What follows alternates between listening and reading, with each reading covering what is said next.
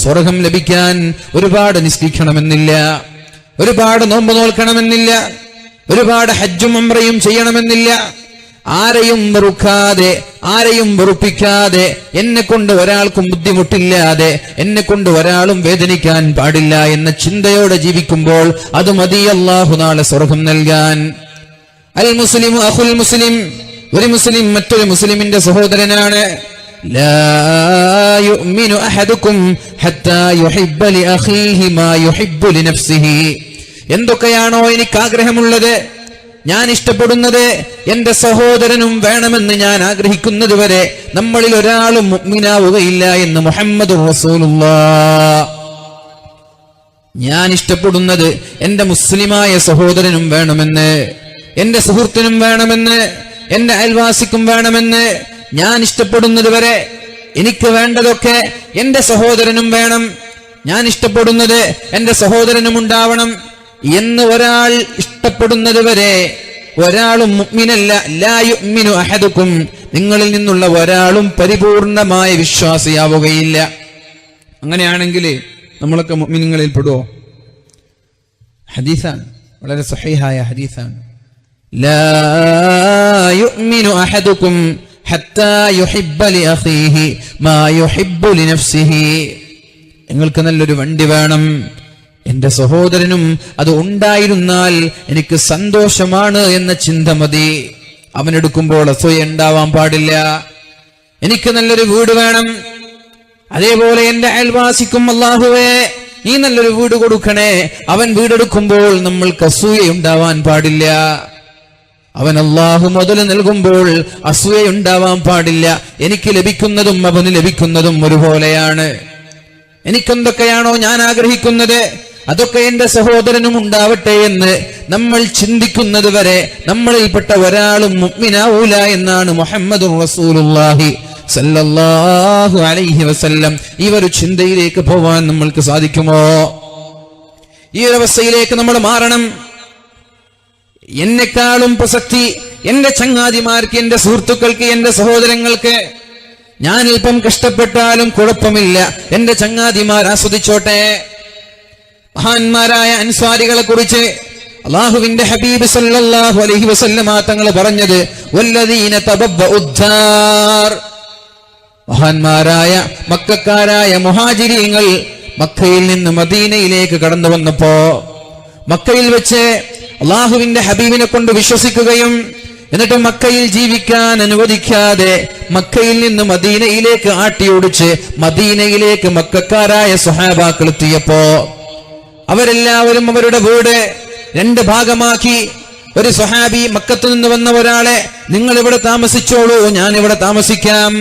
രണ്ട് നിലയുള്ളവർ, ഒരു നില മക്കക്കാരന്, ഒരു നില അവർക്ക്. അവരുടെ കച്ചവടങ്ങളിൽ പകുതി പാർട്ട്ണർഷിപ്പ്. അതിൽ ക്യാപിറ്റൽ ഒന്നും ചോദിച്ചില്ല, ഒന്നും ചോദിക്കാതെ എല്ലാം അവർക്ക് വേണ്ടി. അവർക്ക് സ്വന്തം ആവശ്യങ്ങൾ ഉണ്ടായി, ആവശ്യങ്ങളെല്ലാം മാറ്റിവെച്ച് മക്കക്കാർക്കാണ് അവർ പ്രത്യേകമായ പരിഗണന നൽകിയത്. രണ്ടും മൂന്നും ഭാര്യമാരുണ്ടായിരുന്നവർ 3 ഭാര്യമാരെ കൊണ്ടുവന്ന് നിങ്ങൾക്ക് ഇഷ്ടമുള്ള ഭാര്യയെ സെലക്ട് ചെയ്തോളൂ, ഞാൻ തൊലാക്ക് ചെയ്ത് നിങ്ങൾക്ക് തരാമെന്ന് പറഞ്ഞ് ഇത്രയും സ്വന്തമായി സ്വന്തം താല്പര്യങ്ങളെക്കാളും മറ്റുള്ളവന്റെ താല്പര്യങ്ങൾക്ക് പരിഗണന നൽകിയവരാണ് അൻസാരികൾ. ഈ ഒരവസ്ഥയിലേക്ക് എന്നെക്കാളും സന്തോഷം അവനുണ്ടാവട്ടെ എന്നാണ് നമ്മൾ ചിന്തിക്കേണ്ടത്. സ്വന്തം വീട്ടിലാണെങ്കിലും തന്റെ ഭർത്താവിന്റെ ജ്യേഷ്ഠന്റെ ഭാര്യ, ഭർത്താവിന്റെ അനുജന്റെ ഭാര്യ, ഒരു വീട്ടിൽ താമസിക്കുന്ന 3ഓ 4ഓ മരുമക്കൾ, എല്ലാവരും ചിന്തിക്കേണ്ടത് ഞാൻ അല്പം കഷ്ടപ്പെട്ടാലും കുഴപ്പമില്ല, എന്റെ ജ്യേഷ്ഠത്തിക്ക് സന്തോഷമുണ്ടാവട്ടെ, എന്റെ അനുജത്തിക്ക് സന്തോഷമുണ്ടാവട്ടെ. ഈ ഒരു രീതിയിലേക്ക് നമ്മൾ മാറിയാൽ എത്ര സന്തോഷമായിരിക്കും നമ്മുടെ വീടുകളിൽ ഉണ്ടാവുന്നത്. പ്രശ്നങ്ങൾ ഉണ്ടാകുമോ? പ്രയാസങ്ങൾ ഉണ്ടാകുമോ? അസ്വാരസ്യങ്ങൾ ഉണ്ടാകുമോ? അസ്വസ്ഥതകൾ ഉണ്ടാകുമോ? എന്റെ അനുജത്തി അവൾ സുഖിക്കട്ടെ, അവൾ നല്ല ആസ്വദിക്കട്ടെ. ഞാൻ അല്പം കഷ്ടപ്പെട്ടാൽ എന്താ, ഞാനല്ലേ കഷ്ടപ്പെടുന്നത്, എന്റെ അനുജത്തി സന്തോഷിക്കട്ടെ എന്ന ചിന്തയിൽ വീട്ടിലുള്ള മരുമക്കൾ മാറിയാൽ ആ വീട്ടിൽ പിന്നെ കുഴപ്പങ്ങൾ എങ്ങനെ ഉണ്ടാവാനാണ്? പിന്നെ വീട് മാറി മറ്റൊരു വീടെടുത്ത് പോകേണ്ട അവസ്ഥയുണ്ടാകുമോ? അതുകൊണ്ട് എല്ലാ ആളുകളോടും പറയാനുള്ളത്, സ്വന്തം കാര്യം സിന്ദാബാദ് എന്ന് പറഞ്ഞ് സ്വന്തത്തിന്റെ കാര്യം മാത്രം ചിന്തിക്കുന്നതിന് പകരം എന്റെ കാര്യം പിന്നെ എന്റെ സഹോദരൻ ഉഷാറായിക്കോട്ടെ, എന്റെ സഹോദരി ഉഷാറായിക്കോട്ടെ, എന്റെ കുടുംബക്കാരൻ, എന്റെ അയൽവാസി, എന്റെ നാട്ടുകാർ, എന്റെ വീട്ടിലേക്ക് പോകാൻ എനിക്ക് നല്ല വിശാലമായ വഴി വേണമെങ്കിൽ എന്റെ അയൽവാസിയും അതേപോലെ വാഹനം കൊണ്ട് വീട്ടിലേക്ക് പോകാനുള്ള സൗകര്യമുണ്ടാവട്ടെ. ആ ഒരു രീതിയിൽ എന്റെ വഴി അല്പം ഒരു 2 സെന്റ് പോയാലും എന്റെ അയൽവാസിയുടെ വീട്ടിലേക്ക് റോഡുണ്ടാവട്ടെ, വഴിയുണ്ടാവട്ടെ എന്ന ചിന്തയോടെ നമ്മൾ ജീവിക്കാൻ ബാധ്യസ്ഥരാണ് മുസ്ലിമീങ്ങൾ. അങ്ങനെ ജീവിക്കാൻ ബാധ്യസ്ഥരാണ് നമ്മൾ. ലാ യുഅ്മിനു അഹദുകും ഹത്താ യുഹിബ്ബ ലിഅഖീഹി മാ യുഹിബ്ബു ലിനഫ്സിഹി. എന്താണോ ഞാൻ ഇഷ്ടപ്പെടുന്നത് അത് എന്റെ സഹോദരനും ഇഷ്ടപ്പെടുന്നത് വരെ നമ്മളിൽ ഒരാളും മുസ്ലിം ആവൂല എന്നാണ്, മുഅ്മിനാവൂല എന്നാണ് പരിശുദ്ധ റസൂലുള്ളാഹി സല്ലല്ലാഹു അലൈഹി വസല്ലമ തങ്ങൾ നമ്മെ പഠിപ്പിച്ചത്. എന്ത് വേണം? സമുദായത്തിന്റെ ഐക്യത്തിന് വേണ്ടി, കുടുംബത്തിന്റെ ഐക്യത്തിന് വേണ്ടിയാണ് നമ്മൾ ജീവിക്കേണ്ടത്. മദീനയിലേക്ക് പോയ റസൂലുള്ളാഹി സല്ലല്ലാഹു അലൈഹി വസല്ലം ആദ്യമായി മദീനക്കാരോട് പറഞ്ഞത് അഫ്ശുസ്സലാം, നിങ്ങൾക്കിടയിൽ സ്നേഹം വർദ്ധിക്കാൻ വേണ്ടി നിങ്ങൾ സലാം പറയണം. ഭാര്യമാരുടെയും ഭർത്താക്കന്മാരുടെയും നാട്ടുകാരുടെയും ഇടയിൽ, മക്കളുടെ ഇടയിൽ, ചങ്ങാതിമാരുടെ ഇടയിൽ, അയൽവാസികളുടെ ഇടയിൽ സ്നേഹം വർദ്ധിക്കാൻ നിങ്ങൾ എന്തു വേണം? സലാം പറയണം. കുടുംബബന്ധം ചേർക്കണം, പിണങ്ങാൻ പാടില്ല. കുടുംബബന്ധം തെറ്റി നിന്നാൽ അവരുടെ ഒരു അമല് പോലും അല്ലാഹു സ്വീകരിക്കൂല എന്ന് പറഞ്ഞു. ഭർത്താവിനോട് പിണങ്ങി നിൽക്കുന്ന ഭാര്യ, അവൾക്ക് മാലാഖമാരുടെ, ലോകത്തുള്ള സർവ്വചരാചരങ്ങളുടെ ശാപമുണ്ട് എന്ന് പഠിപ്പിച്ചു. എന്തിന്? ഭർത്താവും ഭാര്യയും പിണങ്ങാതിരിക്കാൻ. ഭർത്താവിന്റെയും ഭാര്യയുടെയും ഇടയിൽ പിണക്കം കാണുമ്പോൾ അത് കണ്ടിട്ടാണ് മക്കൾ വളരുന്നത്. ഭർത്താവും ഭാര്യയും പിണങ്ങാൻ പാടില്ല. ഭർത്താവ് പിണങ്ങുമ്പോ ഭർത്താവിന്റെ വിരലുകൾക്കിടയിൽ തന്റെ കൈവിരലുകൾ കോർത്തിട്ട് ഭർത്താവിനോട് പറയണം, നിങ്ങൾ എന്നോട് സംസാരിക്കാതെ, നിങ്ങൾ എന്നോട് മിണ്ടാതെ, നിങ്ങൾ എന്നോട് ചിരിക്കാതെ ഞാൻ ഭക്ഷണം കഴിക്കൂല, ഞാൻ ഉറങ്ങൂല എന്ന് പറഞ്ഞ് ഭർത്താവിനെ സമാശ്വസിപ്പിക്കുന്ന ഭാര്യ, ആ ഭാര്യ സ്വർഗത്തിലാണ് എന്ന് പഠിപ്പിച്ച മതമാണ് പരിശുദ്ധ ദീൻ. പിണക്കങ്ങൾ മറക്കാം, തർക്കങ്ങൾ മറക്കാം. അകലാനുള്ള കാരണം കണ്ടെത്തുന്നതിന് പകരം എങ്ങനെ അടുക്കാമെന്ന് ചിന്തിക്കാം. വെറുതെ ആവശ്യമില്ലാത്ത അഭിപ്രായ വ്യത്യാസങ്ങൾ, ആവശ്യമില്ലാത്ത തർക്കങ്ങളും സംവാദങ്ങളും എല്ലാം മാറ്റിവെച്ച് എങ്ങനെ യോജിക്കാമെന്ന ചിന്തയിലേക്ക് നമ്മൾ മാറണം.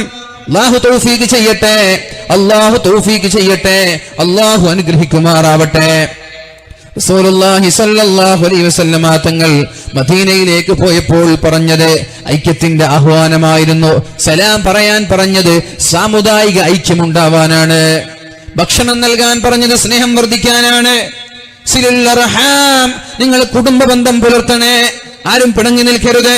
എല്ലാ കുടുംബക്കാരും ഐക്യത്തോടെ നിന്നാൽ പിന്നെ എങ്ങനെയാണ് ആ നാട്ടിൽ പിണക്കങ്ങൾ ഉണ്ടാവുന്നത്? സിലുൽ അർഹാം വഅത്ഇമുത് തആം, ഭക്ഷണം നൽകാൻ പറഞ്ഞത് സ്നേഹം വർദ്ധിക്കാനാണ്.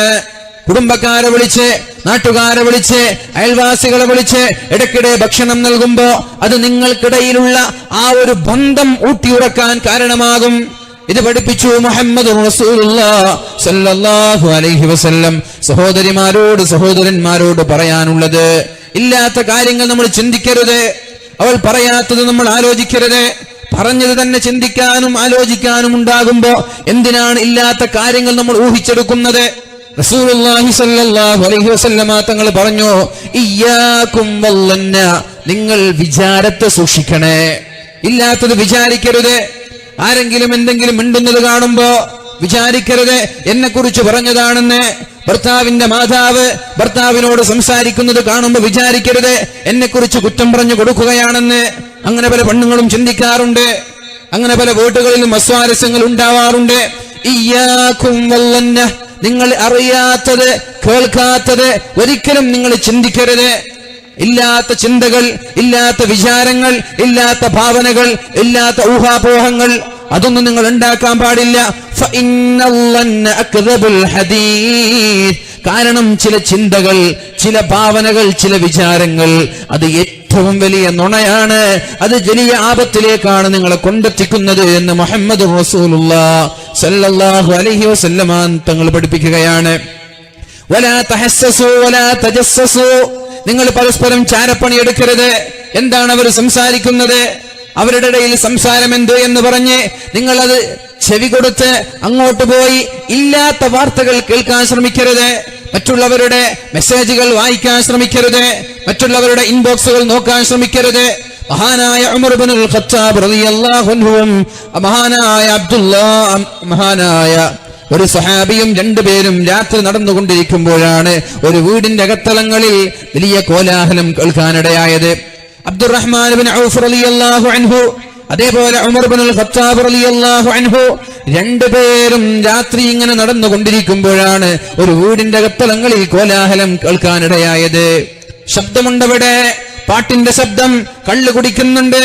അങ്ങനെ അവർ പതുക്കെ ആരാരും അറിയാതെ പതുക്കെ നടന്നു വന്നിട്ട് ആ വീട്ടിലേക്ക് എത്തി നോക്കുമ്പോൾ അല്പം ചെറുപ്പക്കാർ ഒരുമിച്ച് കൂടി കള്ളു കുടിച്ച് അർമാദിക്കുകയാണ്, കള്ളു കുടിച്ച് ആനന്ദിക്കുകയാണ്. ഇത് ആരാണ് കാണുന്നത്? ആ രാജ്യത്തിന്റെ ഖലീഫയായ അമീറുൽ മുഅ്മിനീൻ ഉമർ ഇബ്നുൽ ഖത്താബ് റളിയല്ലാഹു അൻഹു ആണ് കണ്ണുകൊണ്ട് കാണുന്നത്. അബ്ദുറഹ്മാൻ ഇബ്നു ഔഫ് റളിയല്ലാഹു അൻഹു പറഞ്ഞു, കള്ളു കുടിച്ച ആളുകൾക്ക് 80ഓളം അടി ഹദ്ദായിട്ട് നൽകണമല്ലോ, കള്ളു കുടിക്കാൻ പാടില്ലല്ലോ, കള്ളു കുടിക്കൽ ഹറാമാണല്ലോ, കള്ളു കുടിച്ചവർ ശിക്ഷിക്കണ്ടേ എന്ന് മഹാനായ അബ്ദുറഹ്മാൻ ഇബ്നു ഔഫ് റളിയല്ലാഹു അൻഹു ചോദിച്ചപ്പോഴാണ് ഉമർ ഇബ്നുൽ ഖത്താബ് റളിയല്ലാഹു അൻഹു പറഞ്ഞത്, ഇല്ല, ഞാൻ അയാളെ ശിക്ഷിക്കൂല. കാരണം അല്ലാഹുവിന്റെ ഹബീബ് സല്ലല്ലാഹു അലൈഹി വസല്ലം നമ്മെ പഠിപ്പിച്ചത് വലാ തജസ്സസു വലാ തഹസ്സസു, നിങ്ങൾ ചാരപ്പണി എടുക്കരുത്. എവിടെയാണ് തെറ്റുള്ളത് എന്ന് അങ്ങോട്ട് പോയി നോക്കാൻ പാടില്ല, ഏതെങ്കിലും വീടിന്റെ അകത്തേക്ക് എത്തി നോക്കാൻ പാടില്ല. നമ്മൾ നമ്മുടെ മുമ്പിൽ പെട്ടാൽ അല്ലെങ്കിൽ മറ്റുള്ള ആളുകൾ തെളിവുമായി കടന്നു വന്നാൽ മാത്രമേ ഒരാളെ ശിക്ഷിക്കാൻ പാടുള്ളൂ. ഇല്ലാത്ത കിംവദന്തികൾ കൊണ്ടോ ഇല്ലെങ്കിൽ അങ്ങോട്ട് തേടിപ്പോയി ഹിഡൻ ക്യാമറകൾ വെച്ച് ഒളി ക്യാമറകൾ വെച്ച് ഒരാളെയും നമ്മൾ ശിക്ഷിക്കാൻ പാടില്ല. ഞാൻ ശിക്ഷിക്കൂല, ഞങ്ങൾ ചെയ്തത് തെറ്റാണ്. ഒരാളുടെ വീട്ടിലേക്ക് സമ്മതമില്ലാതെ എത്തി നോക്കുന്നത് തെറ്റാണല്ലോ, അതുകൊണ്ട് ഞാൻ ശിക്ഷിക്കൂല എന്ന് പറഞ്ഞു മഹാനായ ഉമർ ഇബ്നുൽ ഖത്താബ് റളിയല്ലാഹു അൻഹു ശിക്ഷിച്ചില്ല. അങ്ങനെ ചെയ്യരുത്. മറ്റുള്ളവന്റെ സമ്മതമില്ലാതെ വീട്ടിലേക്ക് കയറാൻ പാടില്ല. എങ്ങനെയാണ് അല്ലാഹുവിന്റെ ഹബീബ് സല്ലല്ലാഹു അലൈഹി വസല്ലമ തങ്ങൾ നമ്മോട് പഠിപ്പിച്ചത്? വീട്ടിലേക്ക് കയറുമ്പോൾ ചില മര്യാദകളുണ്ട്, വീട്ടിലേക്ക് കയറുമ്പോൾ ചില മര്യാദകളുണ്ട്, ചില അദബുകളുണ്ട്. അത് മക്കളെ നമ്മൾ പഠിപ്പിക്കണം. ആരാന്റെ വീട്ടിലേക്ക്, അയൽവാസികളുടെ വീട്ടിലേക്ക്, കുടുംബക്കാരുടെ വീട്ടിലേക്ക് കടന്നു പോകുമ്പോ ഡയറക്റ്റ് അകത്തേക്ക് കടന്നു പോകാൻ പാടില്ല. വീടിന്റെ വാതിൽ തുറന്നു കിടക്കുകയാണെങ്കിൽ വരെ സമ്മതമില്ലാതെ അകത്തേക്ക് കയറാൻ പാടില്ല. ആദ്യമായി കോളിംഗ് ബെല്ലടിക്കണം, ആരും അകത്തു നിന്ന് വന്നില്ല. രണ്ടാമതും ഒരു കോളിംഗ് ബെല്ലടിക്കണം, ആരും അകത്തു നിന്ന് വന്നില്ല. മൂന്നാമതും ഒരു കോളിംഗ് ബെല്ലടിക്കണം, മൂന്നാമതും ആരും ആ വീട്ടിൽ നിന്ന് വന്നില്ലെങ്കിൽ പിന്നെ എവിടെ നിൽക്കാൻ പാടില്ല, നേരെ തിരിഞ്ഞ് വീട്ടിലേക്ക് പോയിക്കൊള്ളണം. കോളിംഗ് ബെല്ലടിച്ചാൽ തന്നെ ഒരു തവണ ബെല്ലടിച്ച് ഒരു തവണ സലാം പറഞ്ഞ് വീടിന്റെ വാതിലിന്റെ മുന്നിൽ നിൽക്കാൻ പാടില്ല. കല്യാണം ക്ഷണിക്കാൻ വേണ്ടി പോയതാണ്, സൽക്കാരങ്ങൾ ക്ഷണിക്കാൻ വേണ്ടി പോയതാണ്, കോളിംഗ് ബെല്ലടിച്ചു, വീടിന്റെ വാതിലിന്റെ മുമ്പിൽ നിൽക്കാൻ പാടില്ല. വാതിലിങ്ങോട്ടാണെങ്കിൽ അതിൽ നിന്ന് മാറി പുറകോട്ട് നോക്കി നിൽക്കണം. വാതിലിവിടെയാണെങ്കിൽ പുറകോട്ട് നോക്കിയിട്ടാണ് നിൽക്കേണ്ടത്. ഒന്നാമത്തെ കോളിംഗ് ബെല്ലടിച്ചിട്ട് പുറകോട്ട് നോക്കി നിൽക്കണം അയാൾ. കാരണം വാതിൽ തുറക്കുന്നത് പെണ്ണാണെങ്കിൽ, വാതിൽ തുറക്കുന്നത് സ്ത്രീയാണെങ്കിൽ രണ്ടുപേരും പരസ്പരം കാണാതിരിക്കാനാണ്. പെണ്ണിന്റെ സൗന്ദര്യം കണ്ട് ഇവന് വല്ലതും തോന്നാതിരിക്കാൻ, ഇവനെ കണ്ടിട്ട് പെണ്ണിന് വല്ലതും തോന്നാതിരിക്കാൻ. പിശാചാണല്ലോ മനുഷ്യന്മാരെ തിന്മയിലേക്ക് നയിക്കുന്നത്. അതുകൊണ്ട് സ്വന്തം ശരീരത്തെ നിയന്ത്രിക്കാൻ കഴിയാതെ ഹറാമ് കാണാതിരിക്കാനും ഹറാമ് ചെയ്യാതിരിക്കാനും കോളിംഗ് ബെല്ലടിച്ചാൽ പുറം ഭാഗത്തേക്ക് നോക്കി നിൽക്കണമെന്ന് മുഹമ്മദ് റസൂലുള്ളാഹ്. രണ്ടാമത്തെ കോളിംഗ് ബെല്ലടിച്ച് അങ്ങോട്ട് നോക്കി നിൽക്കണം. വാതിൽ തുറന്ന പെണ്ണ് അങ്ങോട്ട് നോക്കി നിൽക്കുന്ന പുരുഷനെ കാണുമ്പോ മനസ്സിലാകും ഇവൻ ദീനുള്ള പുരുഷനാണെന്ന്. വാതിലിന്റെ മറയിൽ നിന്ന് ചോദിക്കും എന്താണ് വേണ്ടത് എന്ന്. പുരുഷന്മാരില്ലെങ്കിൽ പുരുഷന്മാരില്ല എന്ന് പറഞ്ഞു കൊടുക്കും. അങ്ങനെ ഇത്രത്തോളം മാന്യമായി മറ്റുള്ളവന്റെ രഹസ്യങ്ങൾ ചോർത്താൻ പാടില്ല, മറ്റുള്ളവന്റെ രഹസ്യങ്ങളിലേക്ക് ഇറങ്ങിച്ചെല്ലരുത്. ചില ആളുകളുണ്ട് കല്യാണം വിളിക്കാൻ ചെന്നാൽ 2-3 തവണ കോളിംഗ് ബെല്ലടിച്ചാൽ പിന്നെ നേരെ ചെല്ലുന്നത് കിച്ചണിലേക്കാണ്. പിന്നെ കിച്ചണിൽ എത്തി നോക്കുകയാണ് ആരാണതിന് സമ്മതം തന്നത്. കണ്ണ് ചൂഴ്ന്നെടുക്കുമെന്നാണ് അല്ലാഹുവിന്റെ ഹബീബ് പറഞ്ഞത്. ഹബീബിന്റെ വീട്ടിലേക്ക് നോക്കി നിൽക്കുന്ന എത്തി നോക്കിയ ഒരു സ്വഹാബിയുടെ കണ്ണ് ഞാൻ ചൂഴ്ന്നെടുക്കുമെന്ന് പരിശുദ്ധ റസൂലുള്ളാഹി സ്വല്ലല്ലാഹു അലൈഹി വസല്ലമ തങ്ങൾ ഭീഷണിപ്പെടുത്തിയിട്ടുണ്ട്. സമ്മതമില്ലാതെ വീട്ടിലേക്ക് എത്തി നോക്കാൻ പാടില്ല. തുറന്നിരിക്കുന്ന വാതിലാണെങ്കിൽ വരെ സമ്മതമില്ലാതെ അകത്തേക്ക് കടക്കാൻ പാടില്ല. എന്തുകൊണ്ട്? അവരേത് വേഷത്തിലാണെന്ന് നമ്മൾക്കറിയില്ല. തലയിൽ തട്ടമുണ്ടോ, വീട്ടിലിരിക്കുന്ന ഏതെങ്കിലും നൈറ്റ് ഡ്രസ്സിലാണെങ്കിൽ, അങ്ങനെയുള്ള അവസ്ഥയിൽ അല്ലെങ്കിൽ വേറെന്തെങ്കിലും ചർച്ചയിലാണെങ്കിൽ കാണാൻ പാടില്ലാത്തത് കാണാതിരിക്കാൻ, കേൾക്കാൻ പാടില്ലാത്തത് കേൾക്കാതിരിക്കാൻ വേണ്ടി സമ്മതമില്ലാതെ ഒരാളും അകത്തേക്ക് കടക്കാൻ പാടില്ല എന്ന് മുഹമ്മദ് റസൂലുള്ളാഹി സ്വല്ലല്ലാഹു അലൈഹി വസല്ലം. പ്രിയപ്പെട്ട സഹോദരിമാരോട് പറയാനുള്ളത്, ഇല്ലാത്ത ഭാവനകൾ, നിങ്ങൾ വിചാരങ്ങളെ, ചില ചിന്തകളെ ഒഴിവാക്കണം. ആരെങ്കിലും സംസാരിക്കുന്നത് കാണുമ്പോ അത് എന്നെ കുറിച്ച് പറഞ്ഞതാണെന്ന് തെറ്റിദ്ധരിക്കരുത്. നിങ്ങളെക്കുറിച്ച് അങ്ങനെ പറഞ്ഞിട്ടുണ്ടാവൂല, അല്ലെങ്കിൽ അങ്ങനെ ഒരു വാക്ക് വായിൽ നിന്ന് വന്നിട്ട് തന്നെ ഉണ്ടാവൂല. അങ്ങനെ ചെയ്താൽ അത് ഏറ്റവും വലിയ തെറ്റാണ്, അത് നിങ്ങളുടെ നുണയിൽപ്പെട്ടതാണ് എന്ന് മുഹമ്മദ് റസൂലുള്ളാഹി സ്വല്ലല്ലാഹു അലൈഹി വസല്ലം. എന്നിട്ട് പറഞ്ഞു, വഖൂലൂ ഇബാദല്ലാഹി ഇഖ്വാനാ, സഹോദരങ്ങളെ നല്ല സാഹോദര്യത്തോടുകൂടെ ജീവിക്കണേ, ഐക്യത്തോടെ ജീവിക്കണേ, നല്ല കെട്ടുറപ്പുള്ള ഭദ്രമായ ചിന്തയോടുകൂടി, ചിന്നിച്ചിതറാതെ, ശിഥിലമാവാതെ, ഛിദ്രതയില്ലാതെ വളരെ ഐക്യത്തോടെ സംഘടിച്ചു നിൽക്കാൻ അള്ളാഹുവിന്റെ ഹബീബ് സല്ലല്ലാഹു അലൈഹി വസല്ലം നമ്മെ പഠിപ്പിക്കുന്നുണ്ട്. ആ ഒരു രീതിയിലാവണം നമ്മുടെ പ്രവർത്തനങ്ങളൊക്കെ. മരിക്കാൻ കിടക്കുന്ന ഒരു പിതാവ് തന്റെ മക്കളെ കുറിച്ച്, മക്കളെയെല്ലാം വിളിച്ചുകൊണ്ട് ഉപദേശിക്കുന്ന ഒരു കവിതയുണ്ട്. മരിക്കാൻ പോവുകയാണ് അദ്ദേഹം, തന്റെ മക്കളെ വിളിക്കുന്നുണ്ട്, മക്കളെ ഉപദേശിക്കുന്നുണ്ട്.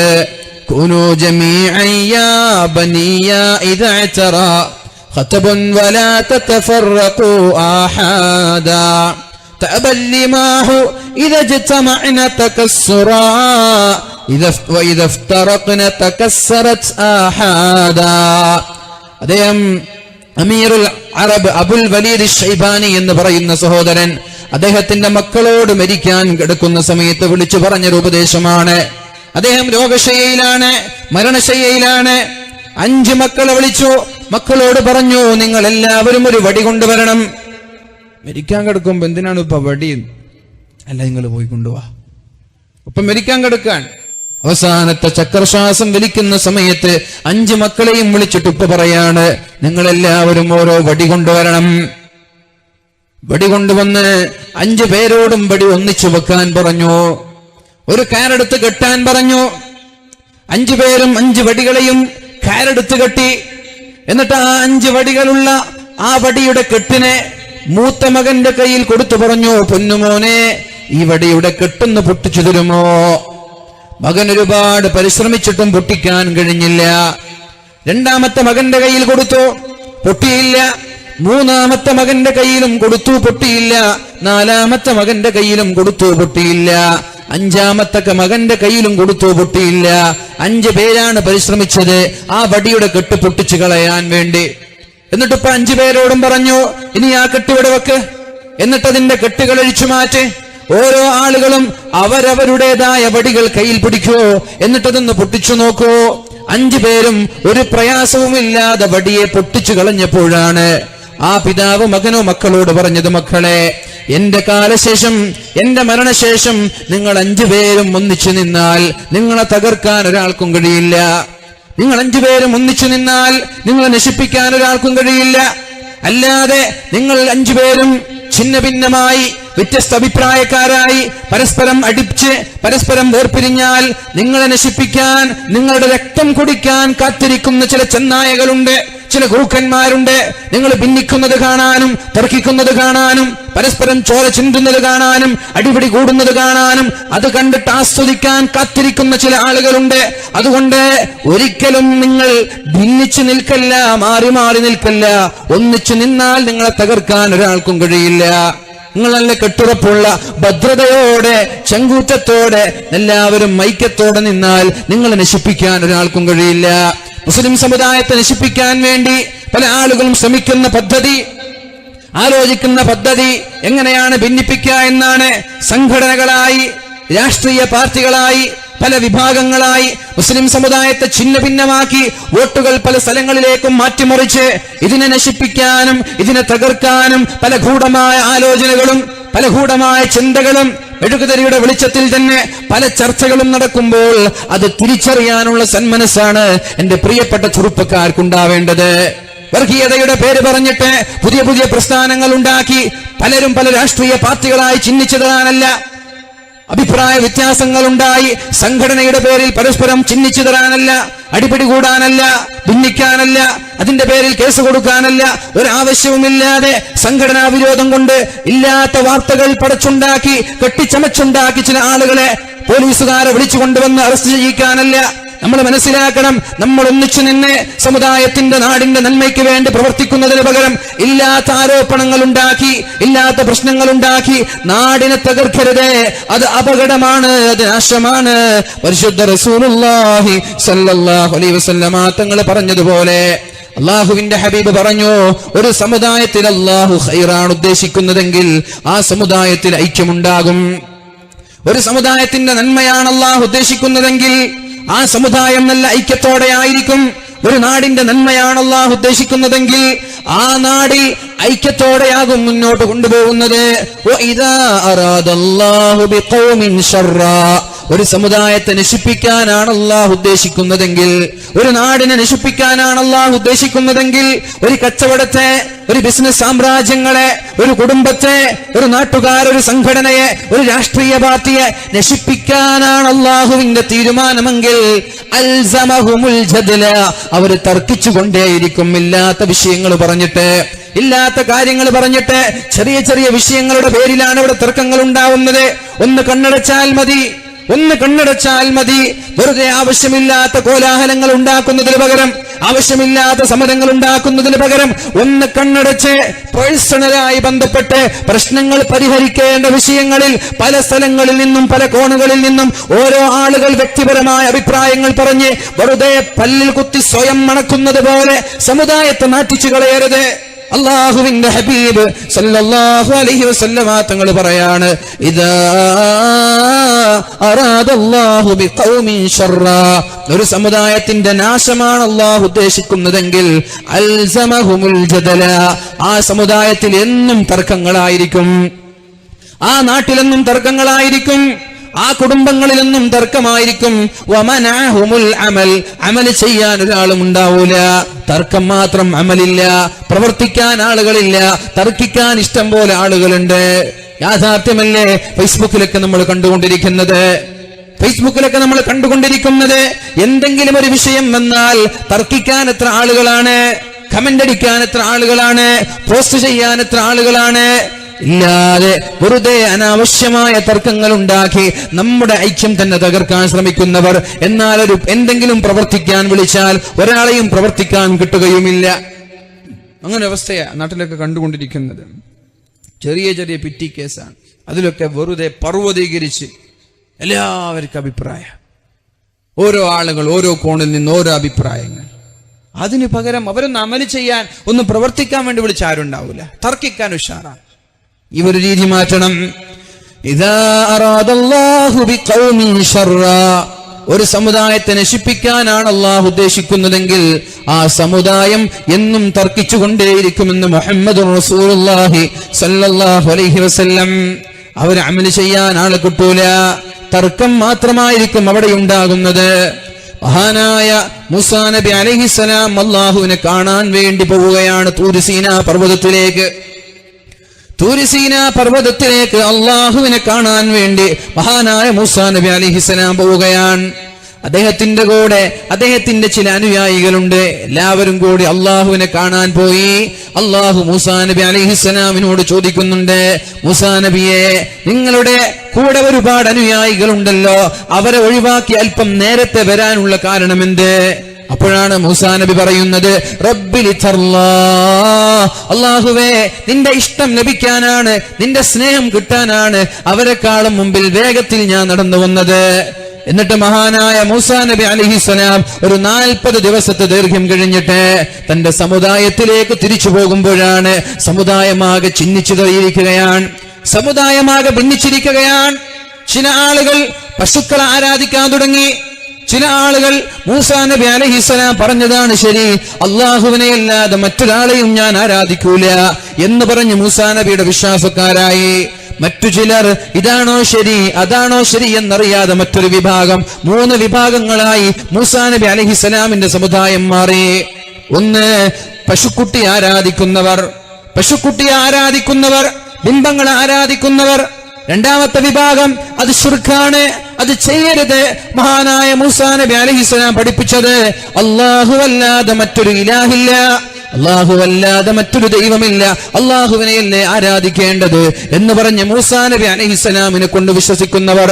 മൂന്നാമതൊരു വിഭാഗമുണ്ടായി, ഏതാണ് ശരി ഏതാണ് തെറ്റ് എന്നറിയാത്ത വിഭാഗം. മൂസാ നബി അലൈഹിസ്സലാം അല്ലാഹുവിനോട് സംസാരിച്ച് തിരിച്ച് സമുദായത്തിലേക്ക് വരുമ്പോഴേക്കും സമുദായമാകെ ഛിന്ന ഭിന്നമായിരിക്കുകയാണ്. തന്റെ സഹോദരനായ ഹാറൂൻ നബി അലൈഹിസ്സലാമിനെയാണ് സമുദായത്തിന്റെ ഉത്തരവാദിത്വം ഏൽപ്പിച്ചിരുന്നത്, സമുദായത്തിന്റെ കാര്യങ്ങൾ ഏൽപ്പിച്ചിരുന്നത് ഹാറൂൻ നബി അലൈഹിസ്സലാമിനെയാണ്. തിരിച്ചെത്തി നേരെ ഹാറൂൻ നബി അലൈഹിസ്സലാമിന്റെ സമീപത്തേക്ക് കടന്നു വന്നു. ഖാല യാ ഹാറൂൻ മാ മനഅക ഇദ് റഅയ്തഹും ളല്ലൂ. അവർ പിഴക്കുന്നത് നിങ്ങൾക്ക് കണ്ടില്ലേ, നിങ്ങൾ എന്തേ അവരെ തടയാഞ്ഞത്? പശുക്കുട്ടിയെ ആരാധിക്കുന്നത്, ശിർക്ക് ചെയ്യുന്നത് നിങ്ങൾ കണ്ടില്ലേ, എന്തേ അവരെ തടയാഞ്ഞത്? മാ മനഅക ഇദ് റഅയ്തഹും ളല്ലൂ. അവർ തെറ്റ് ചെയ്യുന്നത് കണ്ടിട്ട് എന്തേ അവരെ തടയാത്തത് എന്ന് മഹാനായ മൂസാ നബി അലൈഹിസ്സലാം ഹാറൂൻ നബി അലൈഹിസ്സലാമിനോട് ചോദിക്കുകയാണ്. അല്ലാ തത്തബിഅനി അഫഅസൈത അംരി. ഞാൻ പറഞ്ഞത് കേൾക്കാമായിരുന്നില്ലേ, എന്റെ വാക്കുകൾ ധിക്കരിച്ചുവല്ലേ? ഞാൻ എന്താ പറഞ്ഞത്? നല്ല ഐക്യത്തോടെ മുന്നോട്ട് കൊണ്ടുപോവാനല്ലേ ഞാൻ പറഞ്ഞത്? എന്റെ സമുദായത്തെ സംരക്ഷിക്കാനല്ലേ ഞാൻ പറഞ്ഞത്? ഞാൻ പോയപ്പോഴേക്കും എന്റെ സമുദായം 3 തട്ടുകളായി മാറിയല്ലോ. എന്തേ അവരെ ബിംബങ്ങളെ ആരാധിക്കരുത് എന്ന് എന്തേ അവരോട് പറയാത്തത് എന്ന് പറഞ്ഞ് താടിക്ക് പിടിച്ചു.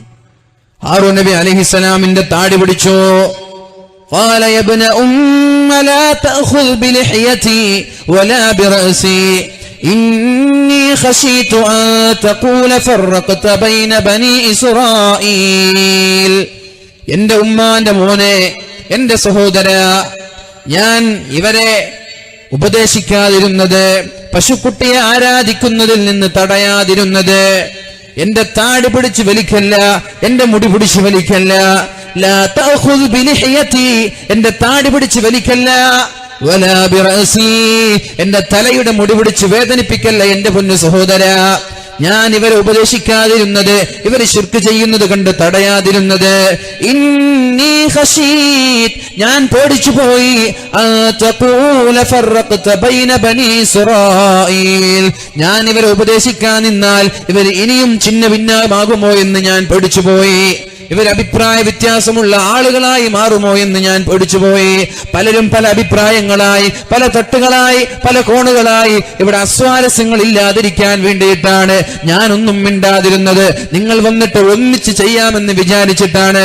ഇവിടെ ശിർക്ക് നടന്നപ്പോഴാണ് മഹാനായ ഹാറൂൻ നബി അലൈഹിസ്സലാം ഇനിയും അഭിപ്രായ വ്യത്യാസങ്ങൾ ഇവിടെ ഉണ്ടാവരുത്, ഇനിയും ഇതിന്റെ പേരിൽ ഇവിടെ അടിപിടി ഉണ്ടാവരുത്, ഇതിന്റെ പേരിൽ കോലാഹലങ്ങൾ ഉണ്ടാവരുത് എന്ന് വിചാരിച്ച് ഒന്നും മിണ്ടാതെ എല്ലാം നോക്കി നിൽക്കുകയാണ്. മൂസാ നബി അലൈഹിസ്സലാം വരുന്നത് വരെ ഒരുപക്ഷെ ഞാൻ ഇടപെട്ടാൽ വലിയ പ്രശ്നങ്ങൾ ഉണ്ടാവാൻ സാധ്യതയുണ്ടല്ലോ എന്ന് പറഞ്ഞ് മഹാനായ ഹാറൂൻ നബി അലൈഹിസ്സലാം ശിർക്ക് ചെയ്യുന്ന ആളുകളെ പോലും തടയാതെ മഹാനായ മൂസാ നബി അലൈഹിസ്സലാമിനെ കാത്തിരുന്ന ചരിത്രം നമ്മൾക്ക് പാഠമാണ്.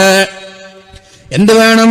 പ്രശ്നങ്ങൾ ഉണ്ടാക്കാനല്ല നമ്മൾ ശ്രമിക്കേണ്ടത്, ഉള്ള പ്രശ്നങ്ങൾ എങ്ങനെ പരിഹരിക്കാമെന്നാണ് നമ്മൾ ചിന്തിക്കേണ്ടത്. പ്രശ്നങ്ങൾ ഉണ്ടാക്കാനല്ല, എങ്ങനെ പിണങ്ങാമെന്നല്ല, എങ്ങനെ ഇണങ്ങാമെന്ന് ചിന്തിക്കണം.